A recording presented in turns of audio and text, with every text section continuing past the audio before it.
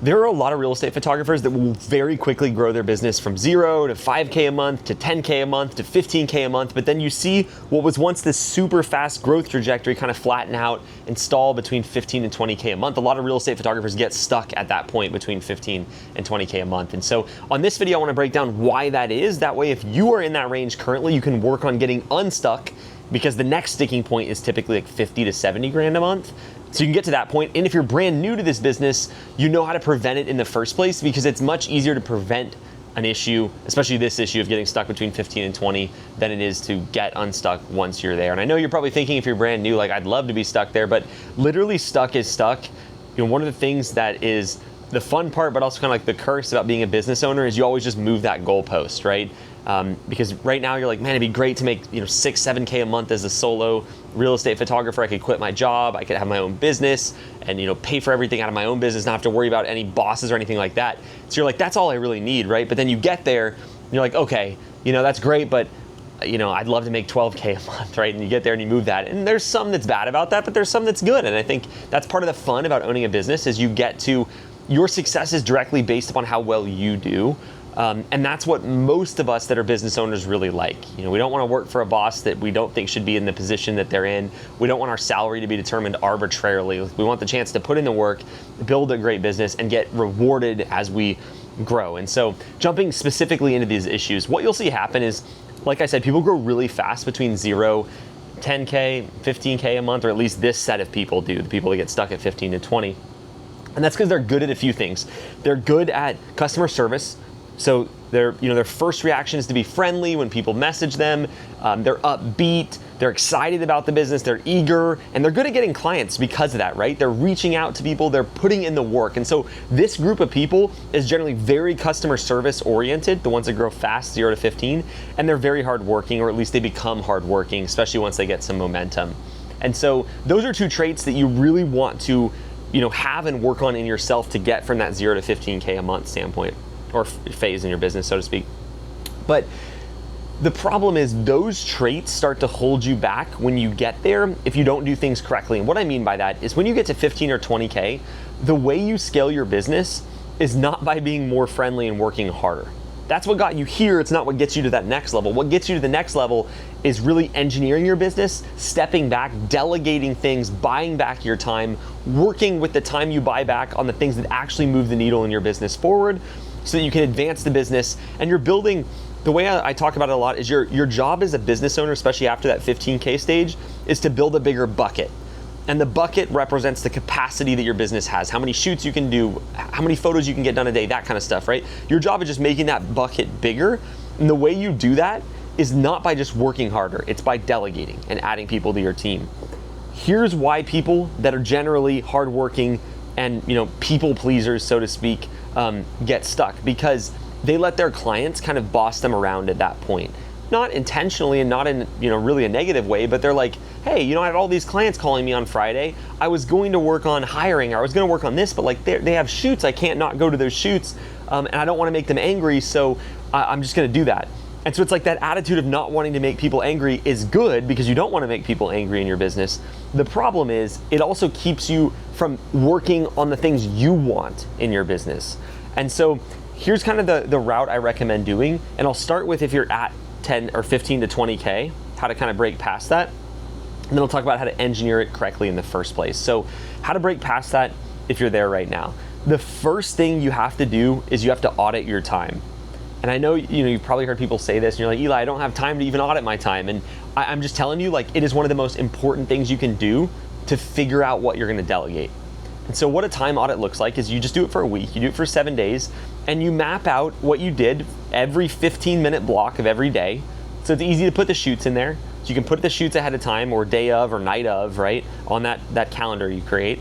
And then you block out the rest of the time for driving, and then you need to be very focused about what other time you did. Did you spend 45 minutes sending photos at the end of the day? Did you spend 45 minutes, responding to emails at a certain point? Did you spend 45 minutes or 15 minutes delivering photos in the morning? Your first priority is to map out everything, so we can see, what you're actually spending your time on. And then once you have that, first of all, it's gonna you're not going to you'll be like, I know what I did last week. I promise you, when you do this, it's gonna clarify a lot. You're gonna be like, whoa, I actually spent 6 hours doing customer service last week.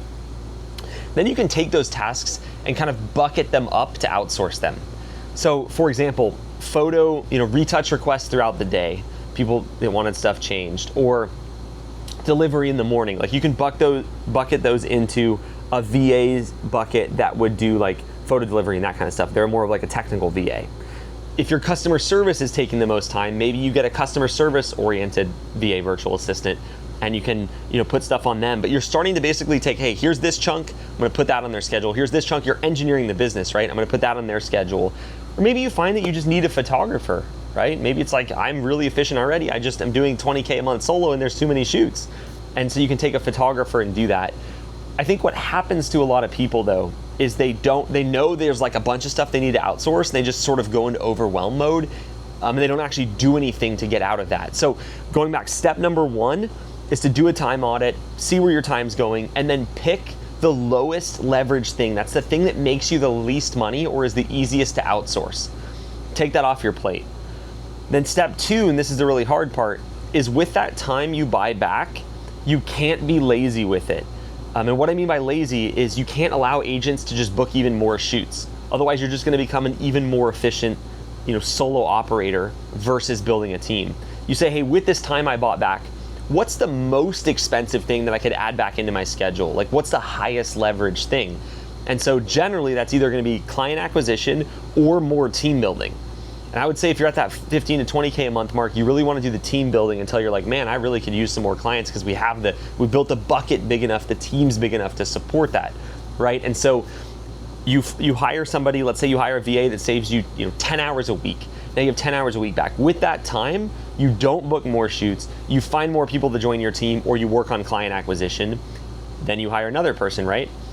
Buy back another 15 hours of time or 10 hours of time a week. And then again, you don't let that result in you doing more stuff. You force yourself, even if you have to block it on your calendar, and I'm serious about that, that's one of the easiest ways to make sure it gets done, is pretend like it's a shoot, block it on your calendar. Nobody can book over that. Doesn't matter if they're the best client, it's the most urgent situation. In order to serve your clients and grow your business, you have to prioritize the stuff that's gonna grow your business, which is stuff you need to do, right? And so don't let that time, it's a terrible move to buy back time just to fill it with more stuff that isn't high leverage like shooting. So you just repeat this process over and over and that's how you get out of it. It's gonna take a little bit of active effort at the start, right? Especially if you're watching this video because you're already booked up and you're busy. You're like, I don't wanna do more. And it's really just that first one. You're gonna have to put in a little bit more work to hire that VA to take the editing off your plate, the retouch request and the delivery. So that's kind of like the tactical side of it, the 2 tactical steps. The mindset side of it is I think really what messes people up though. I have to start with the tactical, otherwise like the viewership drops off because I don't think people value mindset as much as they should. I didn't when I was first starting. So the tactical, the mindset is all the fears that come up around that. You're like, well, Eli, I understand, like most people can just hire a VA to do delivery and edit requests, but like I have these clients that they like do this, they want it this certain way, and then this other client, like they always email, they want it. It's just like so much stuff. And that's how everybody feels. Like I promise you, that does not make your business unique or different in a way that prevents it from scaling. That mindset of like my business is different prevents so many people from scaling their business. People that are very capable, right? They got to 15, 20K a month quickly in their business. That's awesome. Like if that's you're the type of person that can absolutely get your business to 50. And so the reason I bring up get your business to 50 now is because there's always gonna be that fear of like, well, what if they don't do it as well as I do?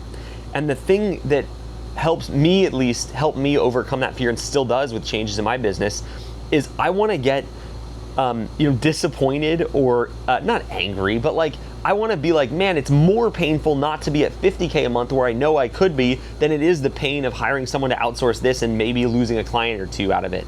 And so it's like, if your goal is 50K a month or whatever your goal is and you're not there, whatever the difference is what you being afraid of or unwilling to make the next move is costing you every month, right? So if you're stuck at 15K and you really wanna be at 50K, like not being there and not knowing how to get there is costing you 35 grand a month, right? 15 minus 50. And so you kind of gotta like re-engineer more fear of not getting there than you have fear of making the change in your business. And I know that sounds kind of fluffy, but I think it's important. That's why I think, one thing that I didn't do well, and I see a lot of people not doing, is not having at least some clarity or a big stretch goal for their business. Okay, I really want to get to 50, because then that becomes the thing that's guiding the decisions you make today. And it makes the decisions you make today less scary. And so if you're in that position, those are my thoughts. And then if you're just before that, you're doing 5, 10, 12K a month, you're not fully booked up yet, be really, this is how you prevent this from happening. You have to be really, really careful from getting booked up in the first place. Like, try not to let that happen. Instead of waiting to 15 or 20, to hire a VA and a photographer, hire a VA at 7 or 8K a month. Start learning what that looks like. Start getting them to become a great player on your team.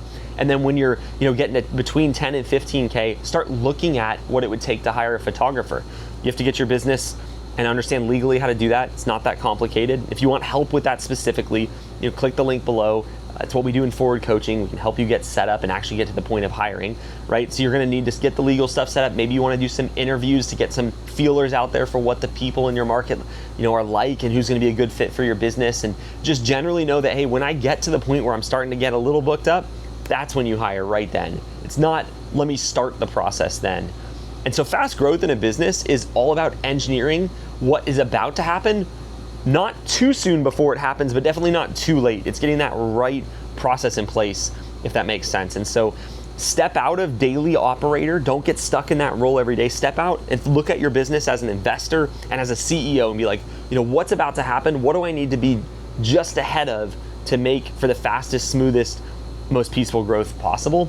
More time even just asking yourself that question and not getting so stuck in like delivering shoots, responding to this client, answering this call, going back to reshoot drone photos because it was too, like all the stuff that happens, part of the business. You just can't let that take up your whole brain, or you won't really engineer as well as you could have. And that's why you can plateau at 15 and 20K a month. So if you're a real estate media business owner and you're in that range between 5 and 20K a month, we'd love to help you not get stuck. You can click the link below and talk with our team about Forward Coaching.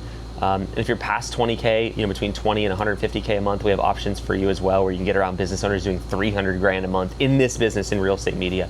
And if you're just starting, that's what our launch program is for. So either way, it's all the same link below. There's a quick form you fill out. It's like a mini application that will get a little more info from you about your business, and it will ask you questions specifically based on your business size, and then route you to the right person on my team to talk with you about what exactly that coaching with the REPP team would look like for you based on your exact business, because it's different. If your business is doing 20K a month, it's different than someone doing 0 and wanting to get started. So check the link below. It's replaunch.com/apply, I believe is the link. But either way, it's in the description, and look forward to getting the chance to work with you. Hope this video was valuable. See you in the next one.